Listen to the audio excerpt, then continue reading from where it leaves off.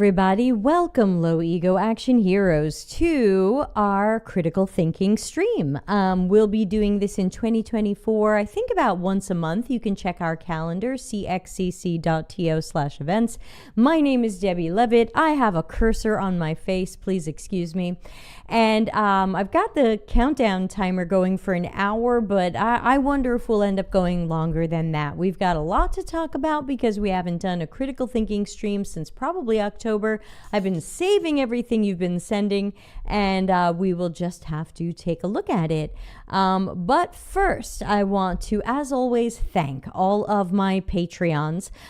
We've got, I think, 183 Patreon members. Thank you for joining. And about a third of them are paid. So paying is optional, but the paid membership does come with perks, and it does start at $1 American a month. So I recognize that's not in everybody's budget, but thanks to everybody who is supporting the my content and keeping me in delicious chocolate chips. Hello, Ana Lucia. So with that having been said, let's flip on over to my screen, and I will be, I think I've got all the buttons ready to press to share my screen, and we will take a look at some things you've sent in that I have prepared. So let's press this. Okay, did that work? Yes. Okay, so here's me and the chat room and the tip jar and my browser. So we're going to be taking a look in no particular order, the things that people sent. This was from about a month ago. This is Tom Walter, who I see sometimes in my feed, but I don't really know who he is. So I don't really know. It says 2024 prediction: UX is dead. People no longer want to have experiences. It's too demanding and time consuming. They want interludes. I think given the number of people clicking the funny icon, I think this was meant to be a joke. So if you expect me to think critically about the UX is dead claim, I think he's just kidding. So remember, here on the critical thinking stream, other than things that are obviously funny or jokes, we are looking for, wrong one, sorry. We are looking for, did I get that right? Here we go. Meaningful, actionable, and helpful. We are looking at different articles and things that you've sent in to try to figure out, is what this person is saying true? Is it meaningful? Can we take action on it? Do we know what to do once we've read it? Does it help us in some way? And what can we figure out when we start breaking it down? So those are our criteria here on the stream. And let's take a look at the next one. So the next one was a job ad that someone sent in, and they sent it with this question. It said, is this recruitment for user research? Is this a viable way to do it? Wouldn't it be better if they didn't require users to use their money to buy stuff? So let's take a look at what this is. Now, mystery shopper is something that companies sometimes do, especially if they have some sort of shopping interface. And the idea there is that they hire people who the workers don't know are hired. And that way, when you buy, you can report back what was the experience like, what was good, what was bad, how were you treated. And so you can Google it. Mystery shopping is a thing. But when I read this, I actually think this has a lot of potential to just be a scam. So for example, they're saying you need to have the funds to purchase the products. That right there tells me this is probably a scam, because if you were going to be a mystery shopper, the company would provide you with the money. You would not be using your own money. So chances are you would go for this job. They would say you need to buy $200, $500 worth of stuff. You would buy it. You'd never get the stuff because it's a fake website. You'd be out the money. I'm not too sure what the scam is there, because if you really are using PayPal, you could fight to get your money back. But who knows, maybe by then they've taken the money out and PayPal can't track them down. Who knows? But I think that this looks like a scam, because I think if this were going to be a real mystery shopper job, they would provide you with a credit card so that you are not spending your own money to buy stuff. So even if you feel desperate or you're looking for a side hustle, do not do this. I've got to give this a red flag. I think this is trouble. And by the way, this is an audience participation show. So I hope that as I'm talking about stuff that you will join in live in the comments. We are looking here in the chat room at LinkedIn, Twitch, and YouTube. So give me your thoughts and perspectives. You can agree with me. You can disagree with me. It is all good. Speaking of someone who disagrees with me, earlier today on LinkedIn, someone tagged me in a post to insult me. So I took a screenshot of it, and while I don't want to dwell on it too long, I do want to talk about it briefly because I think it's important to not only use a little critical thinking around it, but also remember the internet is forever, and part of critical thinking happens before you press that post button. Make sure this is something you really want to post. Make sure this is something you're proud of. Make sure it's meaningful, actionable, and helpful. So for backstory, some of you know that I wrote an article called "Do We Want to Mitigate Risk But Not Seek Truth?" And it was a reaction to a quote that Teresa Torres had put on her LinkedIn that said, "Product teams work on a faster cadence. We don't have time for perfect research, and that's okay. We're trying to mitigate risk, not seek truth." And obviously, that's a bit of a strange quote, but I decided to react to it.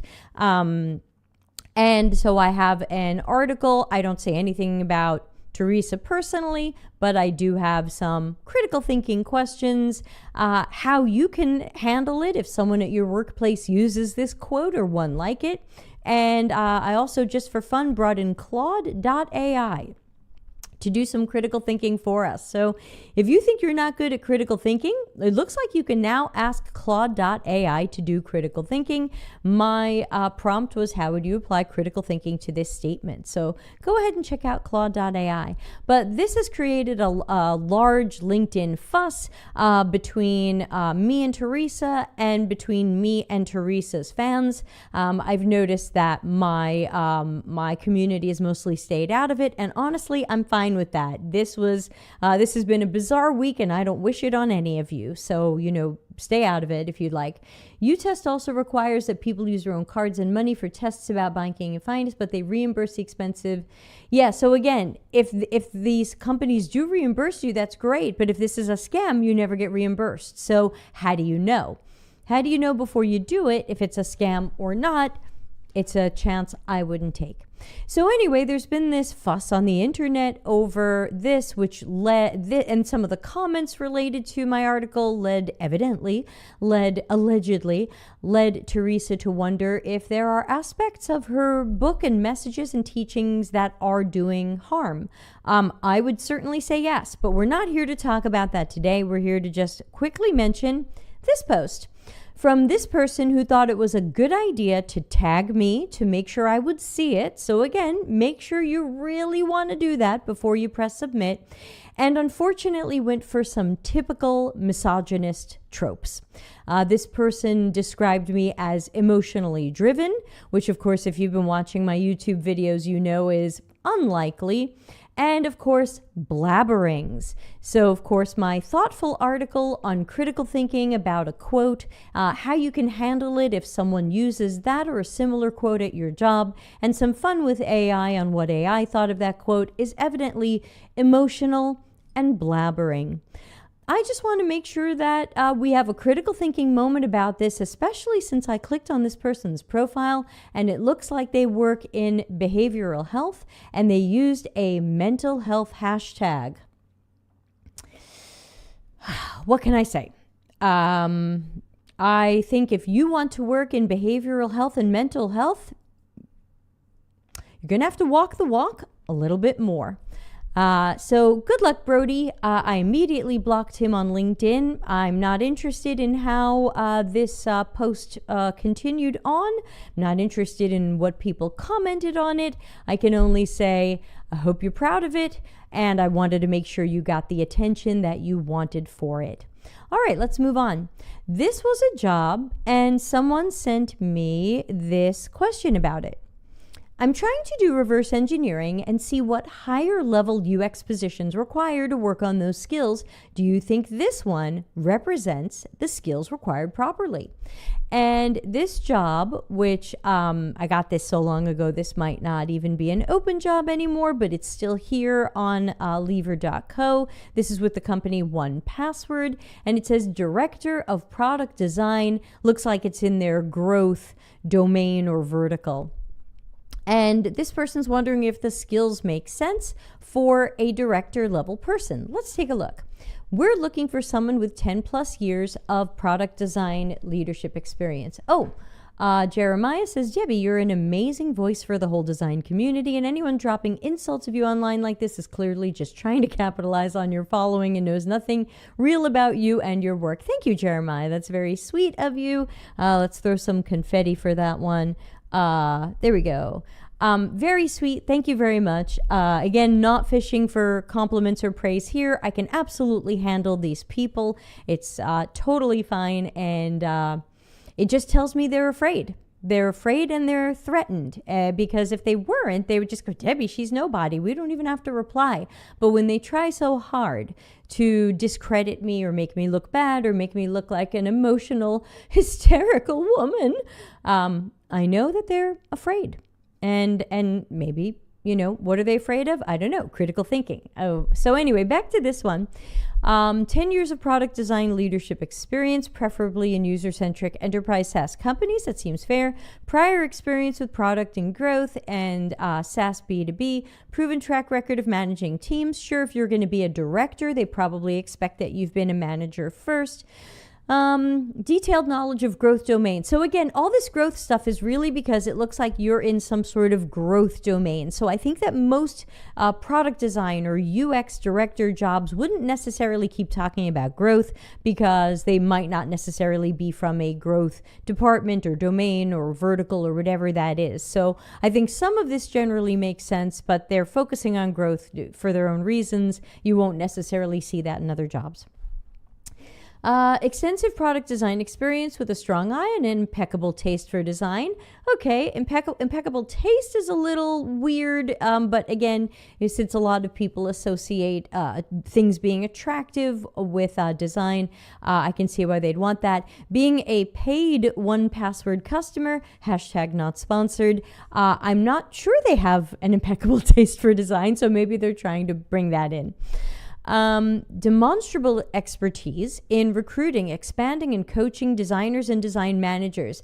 This sounds pretty good so far. Yeah, and Ana Lucia says impeccable taste is quite subjective. Very true. Strategic and critical thinking ability. Yes! Yes, I really love that they've called that out. We must be strategic. We must do critical thinking. But yeah, sometimes we have to be adaptive and pragmatic. I like that they are talking about both. I like to think that I'm both, and I'm curious how they would interview you to figure out if you are. Ability to quantify and effectively convey the value of design within the organization. Yes, there's a little clue there when they say quantify. So that means more than just stories, more than just this went well, people are happy. They want quantify. That's going to mean numbers. You're going to have to show we were this % faster, or we saved ourselves from this many mistakes, or we reduced customer support utilization. They're looking for numbers, and they're looking for how you're going to show the value of design with numbers. And that's sometimes hard, but if you're at the director level and you've been doing this more than 10 years, hopefully you know. Highly strategic and hands-on leadership. Okay, this is where I get a little nervous. A leader coach who leads by example, biased toward action, build capable teams, balance long-term strategy with short-term results. Okay, so I feel like they hid in there a little bit the hands-on part. Hands-on leadership, yes. Leader coach, yes. But are they saying that you're going to do the work? That's what I'm concerned about, because once you're at manager or director level, you shouldn't be a worker bee. You should be management, leadership, strategy kind of stuff. So I would want to ask about that in the interview. Confident and influential partner to other functions, product, technology, marketing, sales, sounds good.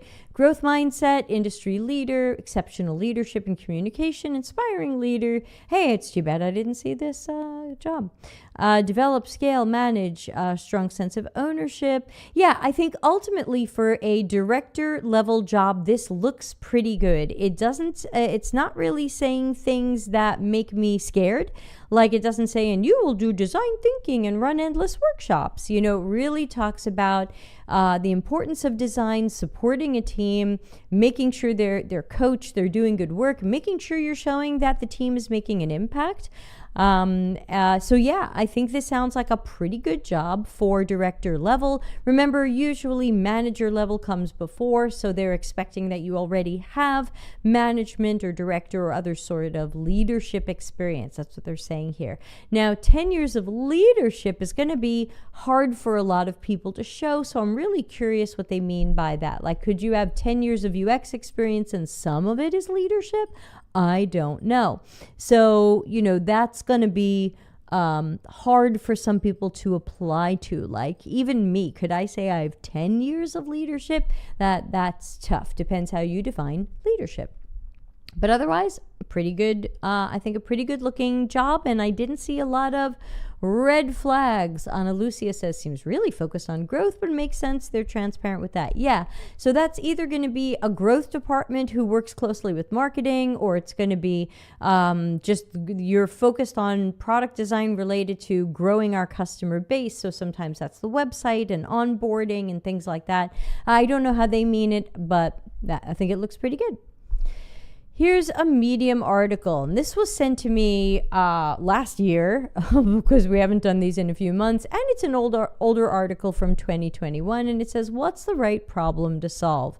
I skimmed it today, and I didn't think it was a great article. So 42% of startups fail because there's no market need. You'll actually find that the percentage of startups that fail is much higher. It's closer to 90, but some surveys have shown that 42% or whatever percent of startups fail specifically for the no market need or no product market fit type of reason.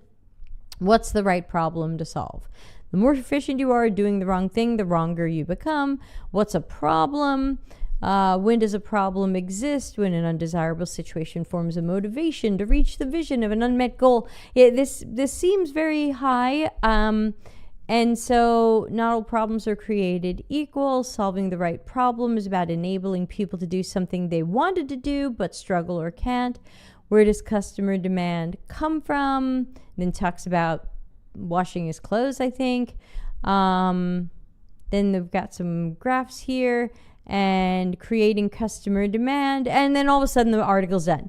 So I would have to say that I didn't really feel this one, but we do have, because this person requested this, we do have a webinar coming up in a few weeks with Tom Kerwin, who is going to talk about how do we find the right problem. I think that's on February 7, but you can always check, I don't know where to point, you can always check cxcc.to/events. All of our webinar series is free. You can join live on Google Meet, and then we put it later on YouTube. First, it goes to our paid Patreon members for 2 weeks exclusively, and then it'll be on our YouTube channel over on the CX-CC YouTube channel. Next, designer layoff stories. I don't think this one came with commentary. Let's cross out the ones we've done. Mystery shopper. Yeah, this one didn't come with an explanation. So this was somebody late last year who looked like they put together some of the different statistics that were out there on UX people being laid off. I skimmed through it, and I'm not too sure why someone wanted me to react to it, because the layoffs are real. They are heavily impacting UX, both research, design, content, and other roles. Thank you, Ana Lucia. I confirm, February 7th. Yes, at 2 p.m. London time for that event. So the person starts with the story of themselves being laid off. So sorry about that. Then they say 76% of laid off designers said they were UX or product designers. Okay. 52% were of high seniority, seniors and leads. Then he tells another story about someone who felt that they were laid off because they had a conflict with the company. Then here it is. 22% of laid off designers felt that the layoff was a form of retaliation against them. 42% of laid off designers were vocal about problems in the company. So people feel that when they speak up, they are more likely to be laid off. We don't know that for sure, but that's always a risk we run. I am still the person who's going to speak up and try to make change. And it is what it is. That's going to be for each person to decide their comfort level with speaking up versus being afraid of being laid off. 52% of laid off designers scored high in their most recent performance evaluation. So that's an important point, because once in a while you get some strange people, even someone who I think can't even be Jacob Nielsen, must be masquerading as him, claiming that, oh, if you got laid off, you're lazy, you're a bad performer, you're the bottom 10% of the company. But yet 52% of people who took the survey and got laid off said, no, actually, I got great marks in my last performance evaluation. I would have had no idea that I'm a low performer or something like that. 2% scored low, 12% scored medium. That doesn't add up to 100, so I don't know what's missing. It's a little weird. Burnout and problems with leadership will get you a priority ticket for layoffs. Okay, so people suspect that if they have expressed that they're burned out, or again, conflicts with people there, that they will be laid off. 19% said they had direct conflicts with their direct manager. 41% said they questioned the competence of their direct manager. 24% said they had conflicts with leadership. Overhiring is a lie. Yeah, I've been saying that for years now. We certainly didn't overhire. These pretty much, I would imagine most people, if not all, who got laid off probably thought they were overworked, that there weren't enough UX practitioners for all of the things that were expected of them and the speed of which it's expected. So I don't think companies overhired. I do think that is a lie. Ultimately, I don't know why somebody sent this to me. It seems like an article full of decent statistics. I just don't see, I'm not too sure if I saw the link to the original study. I don't know how many people answered this survey. So maybe is it at the bottom as a reference?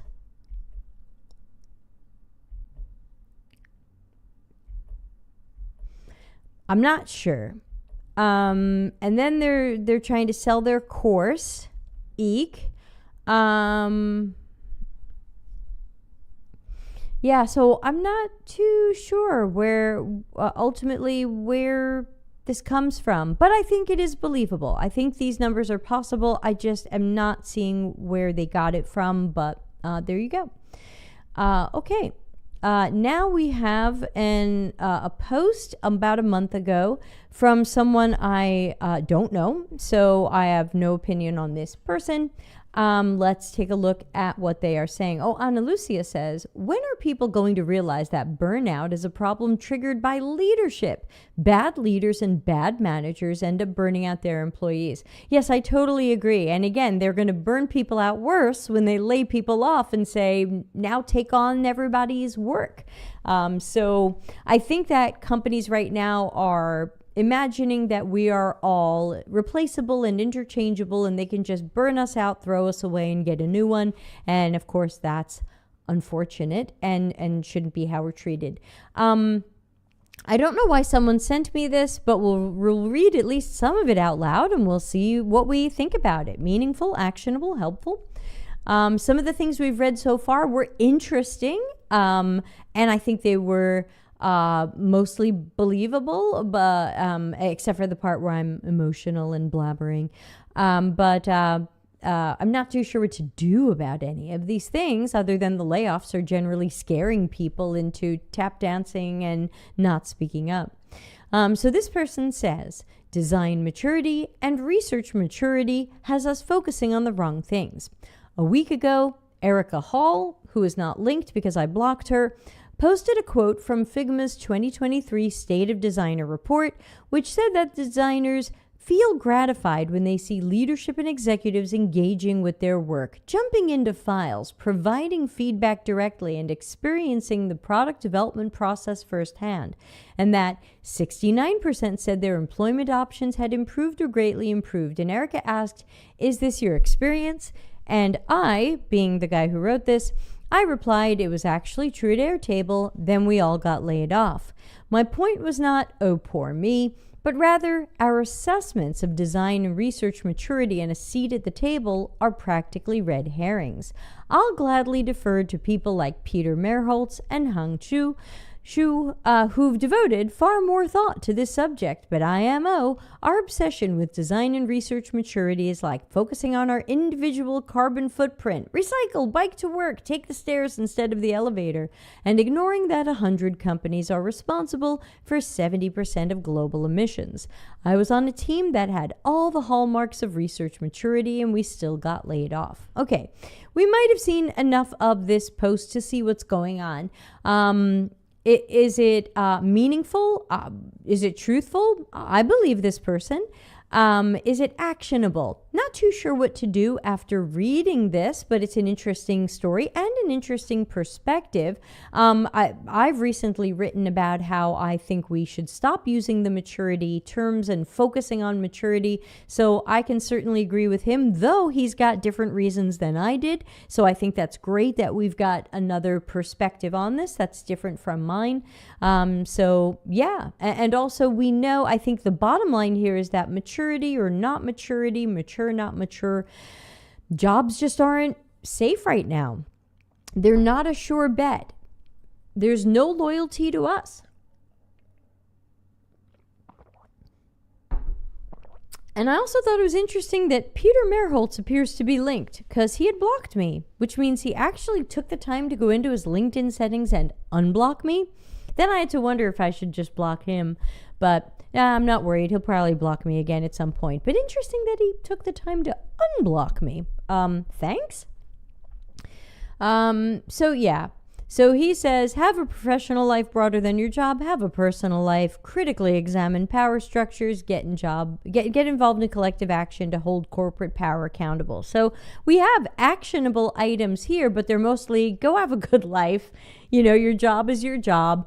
Look at power, who's in power at your company, because that might ultimately seal fate more than anything else.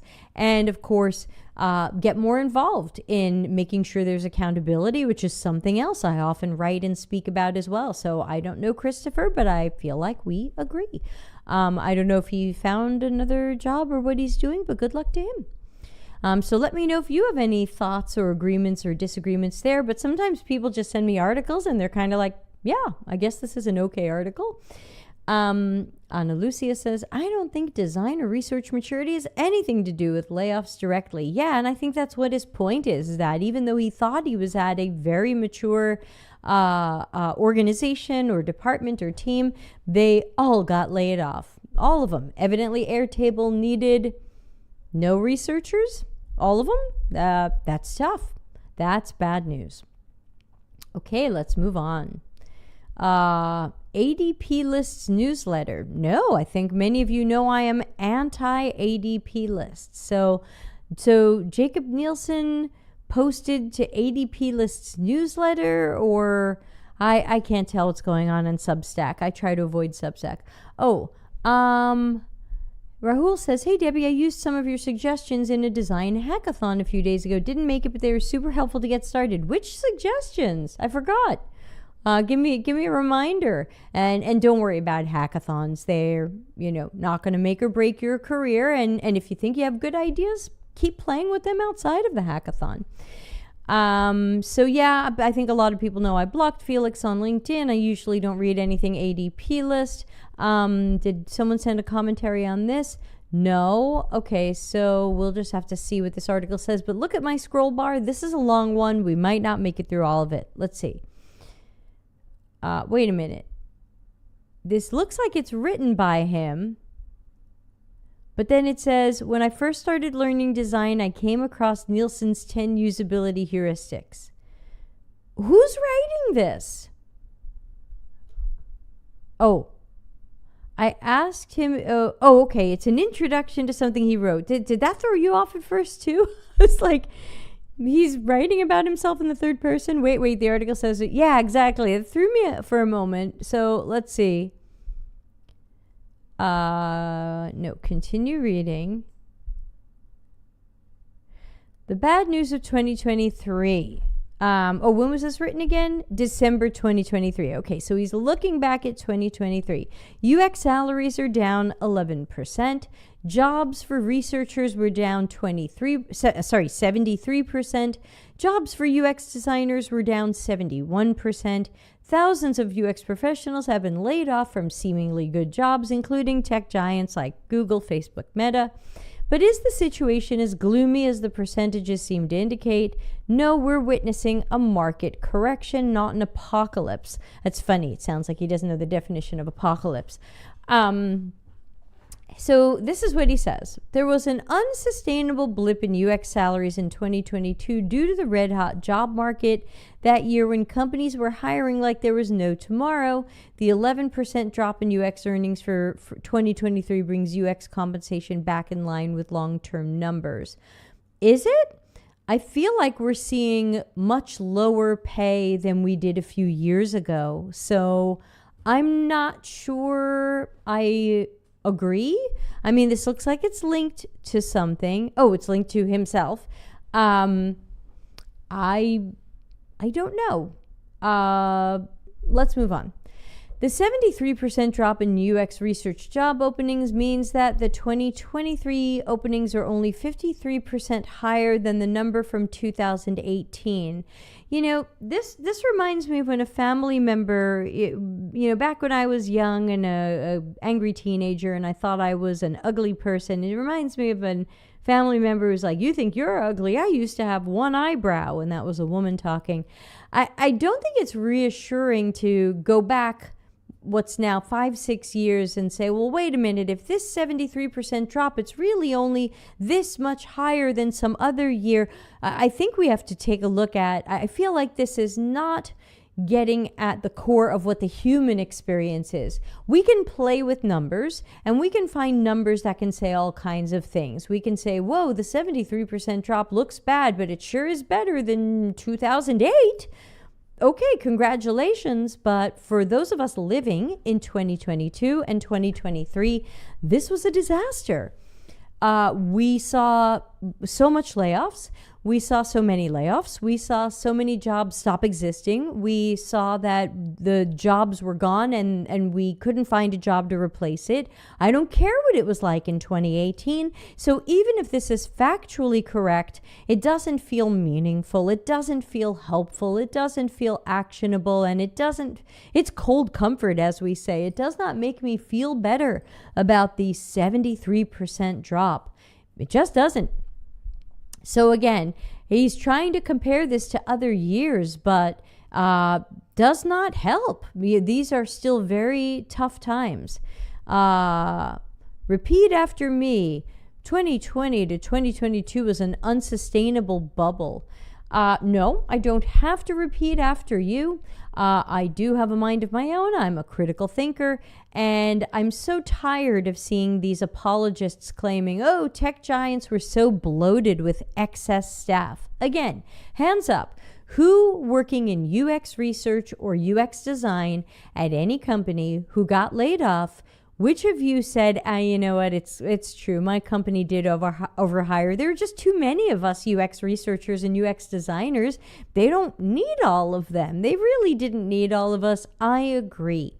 So when I read an article like this, I'm not too sure what he's saying. I'm not too sure why he's saying it. I don't think it's got empathy. I don't think it's got sympathy. I don't think it's got compassion.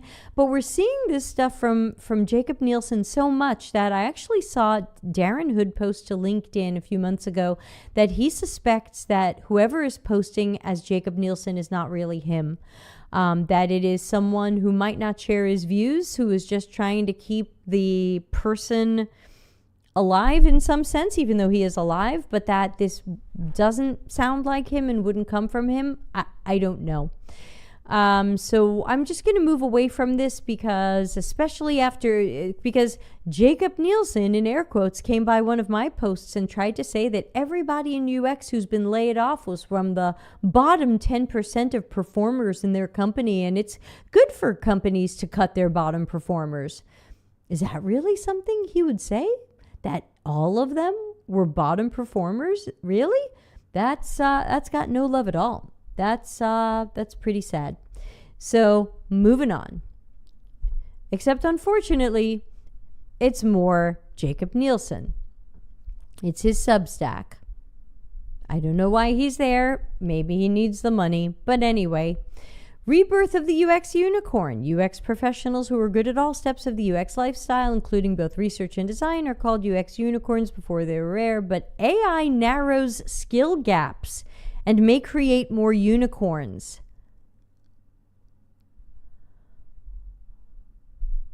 What? AI narrows skill gaps. A generalist will at best deliver a mediocre product compared with a product developed by specialists, because each specialist will be superior at his or her special skill relative to the mid-level skill possessed by a good unicorn. Yeah, Ana Lucia says it does. I've been trying AI and it's not helping me. Okay, so he just said a specialist is better. Continue reading. So funny that he's on a site with not great UX, but whatever. I'm rethinking my unicorn position. AI is uplifting specialized craft skill sets, leading to more demand for UX staff with a comprehensive skill set. Well, we know that more companies want to hire one UX person who supposedly is going to do 5 full-time jobs at the same time and do them well, which is a bad thing. But I'm not too sure where AI enters into this. And I mean, he's been posting so much about AI, and a lot of it really doesn't make sense. AI use narrows skills gaps. Are you trying to say that you just said that specialists are better than generalists all the time, but if we just use AI where we're missing skills, that will fill in our skills? AI can fill in the skills that I'm missing? So, no. With AI, the gap between these two, the narrowed skill gap, a unicorn will never be the best at anyone's skill compared to a specialist. But with AI, the gap between these people aren't too big. So I have what now, 14 years of experience in research. Let's take someone who has 0 or 1 year of research experience. Does AI close the gap between our skills and abilities? This doesn't make sense. Without AI, mediocre design. With AI, decent design. This isn't doing it for me. I guess my question is to my live audience, and certainly if you're watching this later on YouTube, please leave something in the comments. Does this sound meaningful, actionable, helpful? Does this sound true?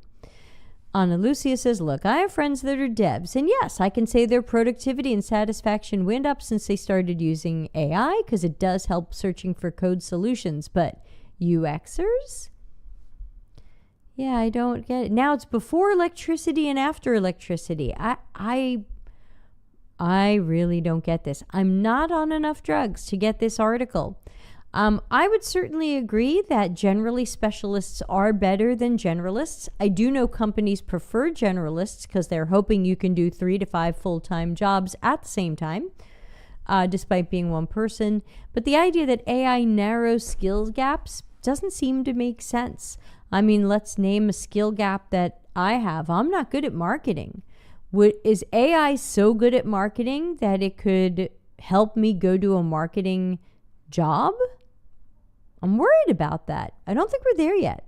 Yeah, Ana Lucia says all those images were generated by DALL-E and they're trippy. Yeah, which means no artists got paid or compensated. Whenever you see a stock photo on my stuff, I have paid for it. So do not like. Let's move on. Oh, do you know UX Magazine hosts the most popular podcast about conversational AI? No, and I don't care.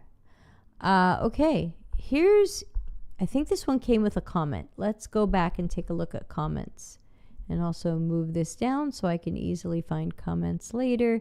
This one was, this was the comment on the one we just read. So if I read this right, thanks to AI, we can now get generalist unicorns, UX unicorns, and AI will compensate for lack of specialty skills. I'm scared that Nielsen is writing this. Yeah, and as I said, there are some hypotheses out there that Nielsen is not writing this and that it's someone writing under his name. So this is Unleashing the Power of Design Thinking, a Sustainable Journey Towards Business Innovation. Wow, that wins for buzzword bingo. We got unleashing and power and design thinking and sustainable and innovation. Wow, ding, ding, ding, ding, ding. Very good. Your bingo card should be filled.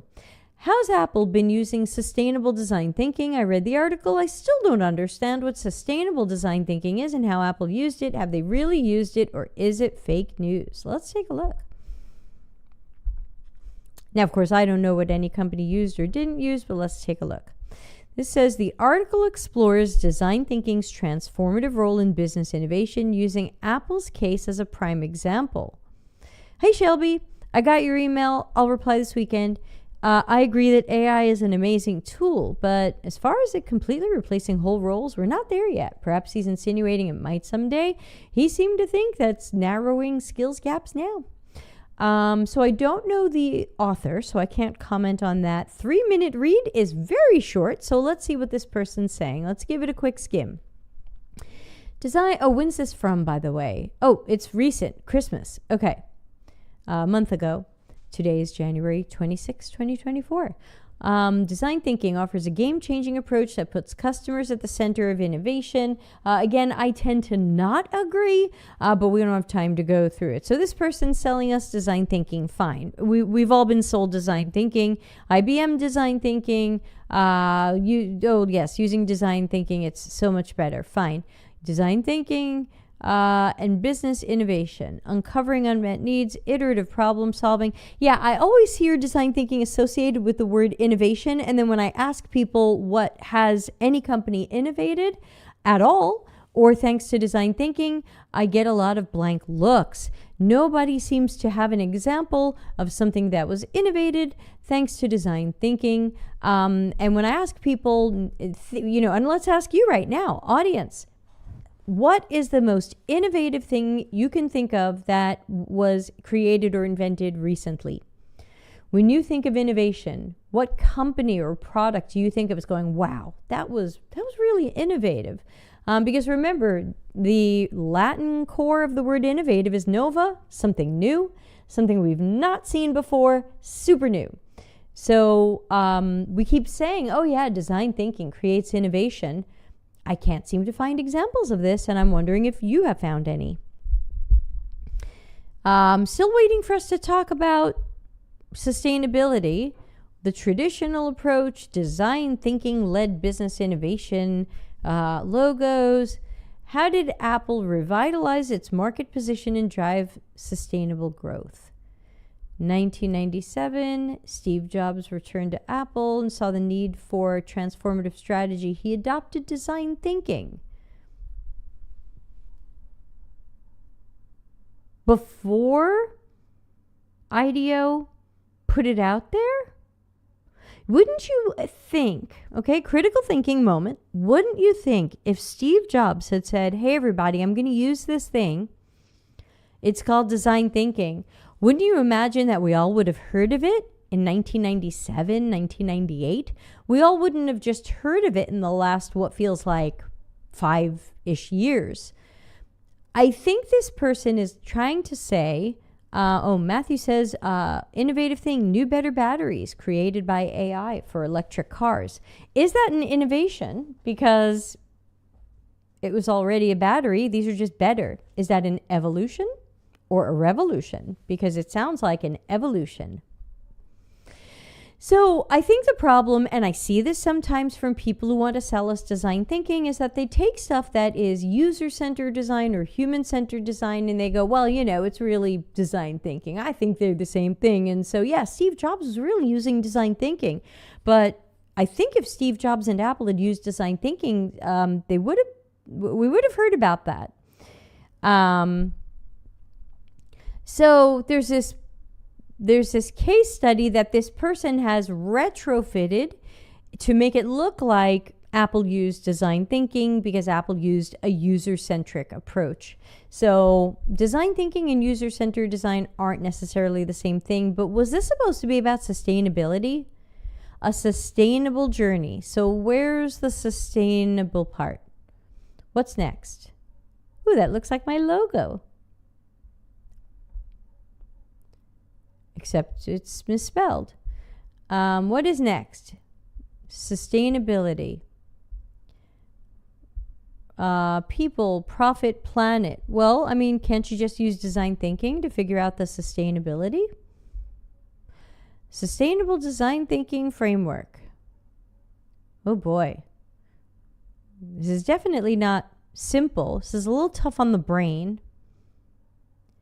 Note, this framework has been designed and developed by the authors taking inspiration from existing frameworks available. Okay, so thanks for letting us know that this is just your variation. This is a little hard for me to digest, but then again, I'm not for design thinking to begin with. I'm for good user-centered design, human-centered design. I always worry that design thinking is too narrow of a skimped on, boiled down derivative. So I think it's a little hard to glance at this and say, what is the author saying? Yeah, Ana Lucia says those color choices. Yeah, I'm not sure if that would be past accessibility, but I guess you're trying to say the stuff in green would be sustainable. So for example, if you're going to design, you must use eco-friendly materials and production. If you're going to design, you must think about the impact on behavior and society and the environment. Okay. We can do that without design thinking. We can do that without a framework. These are not bad ideas. Hey, Shelby. Shelby says, I'm curious. What's the difference between design thinking and the other terms you mentioned? Is it just an evolution of the use of words? Okay, so Medium, Levitt, design frameworks. Here we go. Oh, that's on LinkedIn. But I have the same post on Medium if you want to find it there. The differences between design frameworks. I don't know why Medium stuff isn't coming up as much in search.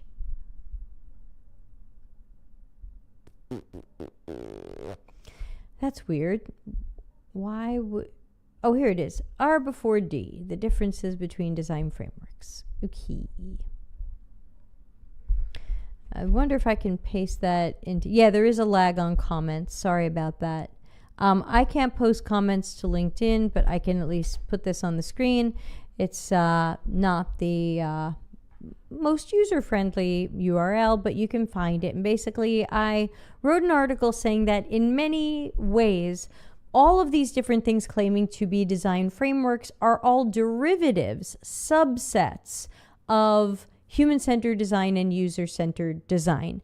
Double Diamond and other diamonds and whatever, a lot of these just took human-centered design and user-centered design and either tried to draw them or tried to narrow them down or tried to make them less and faster. So that to me is kind of the bucket I would put design thinking in, which is design thinking takes some of the ideas from user-centered design and human-centered design and makes them smaller, faster. Usually you hear about design thinking happening in days or weeks. It's usually not a 2-month project, though it could be.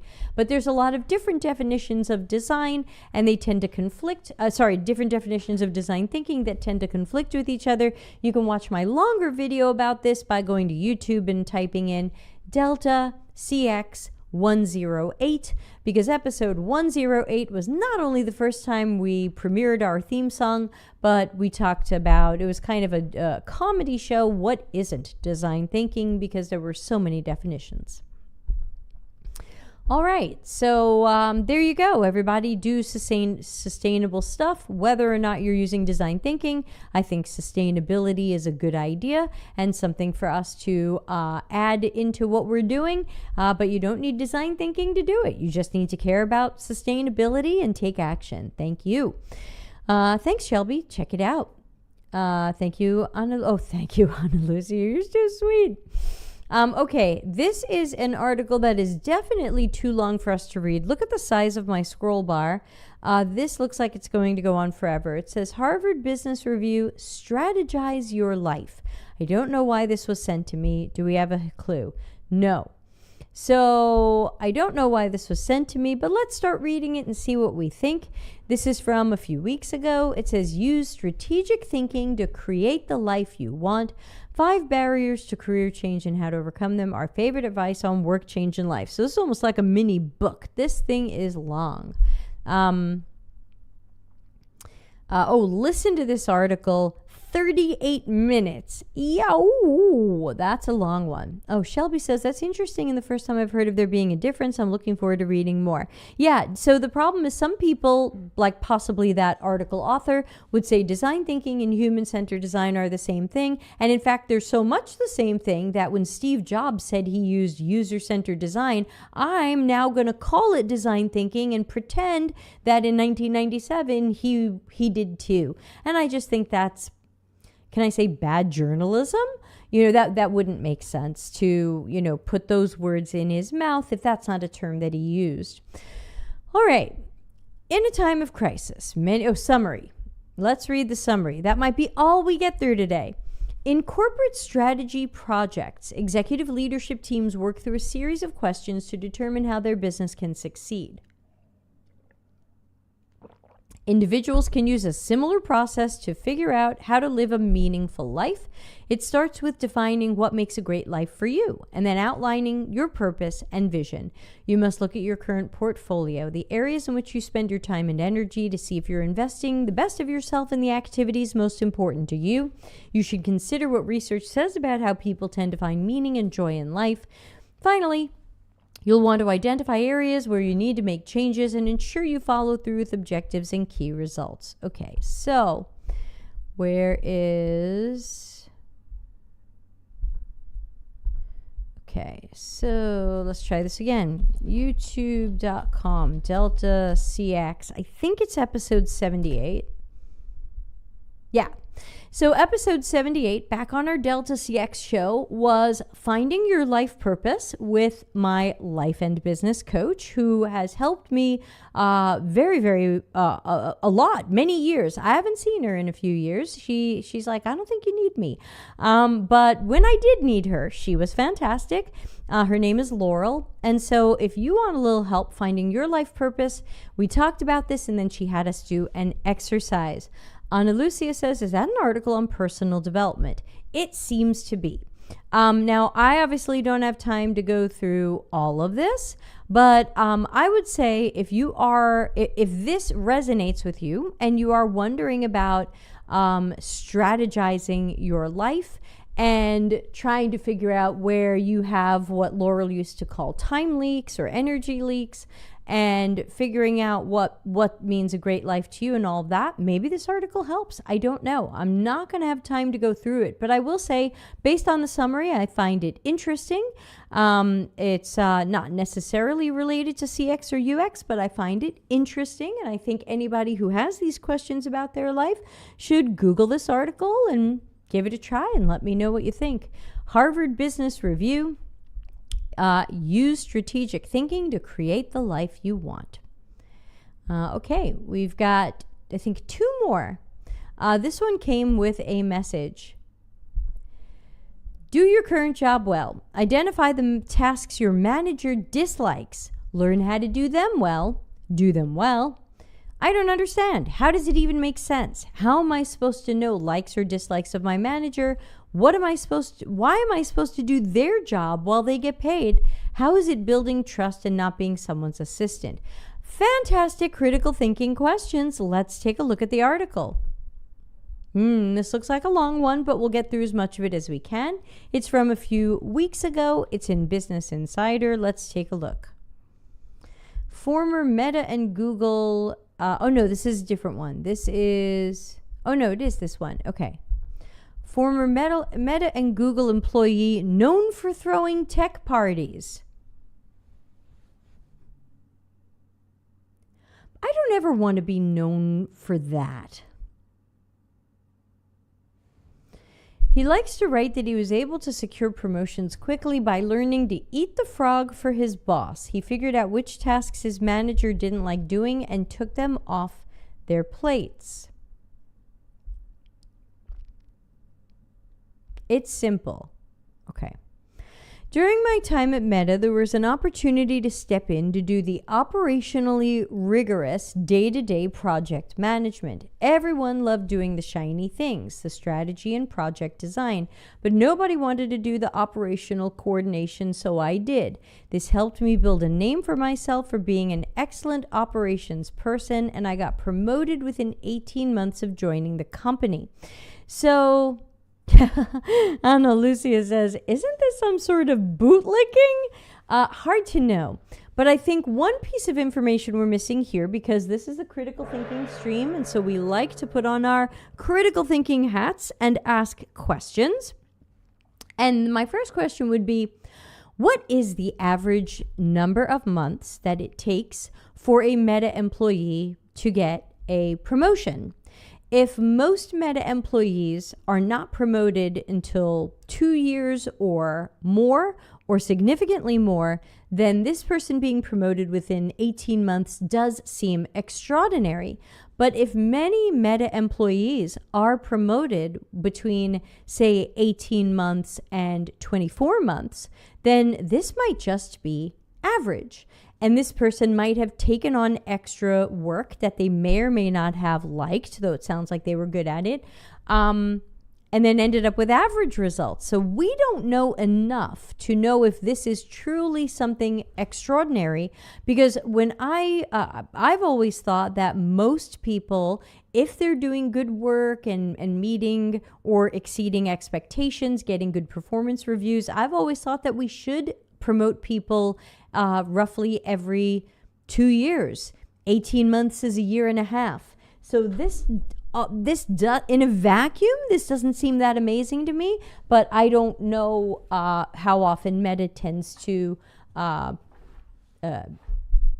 promote people, so I don't know if this is amazing or kind of average. At Google, our team was responsible for building products. Sorry, Google thinks I'm talking to it. And tools for sales teams. So one thing our team had to do that was crucial but not exciting was ongoing maintenance of dashboards that powered the analytics behind the products. That wasn't the data team's thing. Again, everyone loved product design strategies. Few wanted to do the back-end data work. Are you a product designer and then you're going to do back-end data work? Yeah, this does sound... I mean, look. We know that if you go above and beyond and you work the 60, 70, 80 hour week, you can be noticed more by management, and they'll say, look at this high performing person, look how much they're doing, blah, blah, blah. But I think you have to weigh that against what this guy said. Not this guy. What this guy said, which is like, don't forget to have a life. And, so I think that, you have to decide who you are. I love to take on extra things sometimes at jobs, but it's not necessarily because of this. But again, you can do whatever you want for your reasons. So first, you've got to do your current job well. Then you have to identify the work your manager dislikes. Then learn how to do those tasks. And that's the weird thing, because he forgot to mention that in his stories. He made it sound like, hey, people didn't love back-end database work, so I started doing it. But it sounds like he didn't have to learn it. It's a he, right? Yeah, it sounds like he didn't have to learn it. It sounds like he already knew how to do it. Same with the project management. It sounds like, oh, nobody wanted to do the project management, so I stepped in and did it.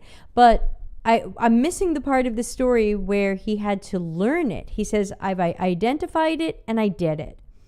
So that means it sounds like, if I'm understanding this story correctly, he found opportunities to take on additional work in areas where he also had experience or talent or skill. And he hoped that if he did those, he would get promoted faster or something like that. And it worked. But I think we're missing the part about where he learned something he didn't know how to do, because that seems like there's a time dilation? Is there time thing? Shelby says he might have gotten lucky that his hard work paid off and he didn't put in the work and then get snubbed. Totally true. And Shelby has extensive work experience to tell us that sometimes that happens. Just because you do the tap dance and you do the 80 hours of work and whatever, and you never see your family and children and whatever, doesn't mean that you get the promotion, and doesn't mean that you don't get laid off 2 days later. So, there's no guarantees anymore. Learn stuff and do stuff well. Okay, so this reminds me of the unfortunate poor article by Jared Spool about like 5 steps to become a UX unicorn or something like that. And I had blown it to pieces in some Medium article I had written. Let me see if we can find it. R before D, Spool, 5 easy steps. Here it is.